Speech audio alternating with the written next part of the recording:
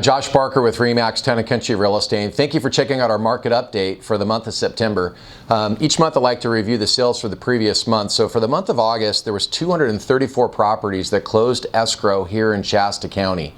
To give you an idea, last year, 12 months ago, there was 221 sales in the same month. So our sales volume is trending very similar this year in comparison to last year. One thing to take note of, though, of what has changed is the average sales price. The average sales price in the market right now is $249,000, and a year ago it was $232,000. So the average sales price has certainly moved up over the last 12 months, which is a good sign, obviously, for homeowners in the market.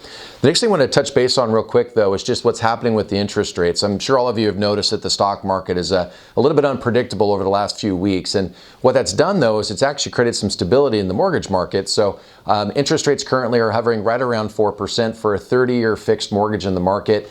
Now, everybody's talking about over the next 12 months expecting rates to be up a little bit higher, but if you're like me, I've been hearing that for the last few years. So it might be true that rates will go up a little bit, but I'm not expecting a drastic change over the next 12 months. So getting back to local news, if you look at what's happening in the new construction environment, there are still a lot of new home construction starts happening in Shasta County, both in Redding and in the outlining areas. And this is great news. It's still adding additional inventory to the market, and it's giving consumers an opportunity to move up to new construction, or it's even kind of luring buyers out of the market that were sitting in rentals in order to purchase a new home. So these are really good signs.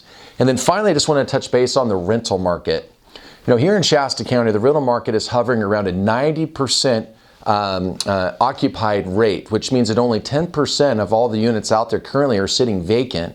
And I would argue that a lot of that 10% is homes that are actually turning over, that are in the process of getting re-rented again, or perhaps they're just not being managed properly, and that's why they're still vacant. So what we have here is a really tight rental market, and what it's done is it's actually pushed rent rates up.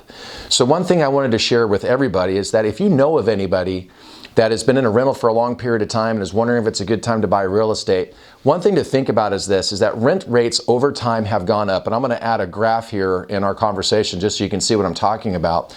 But rent rates have gone up over time.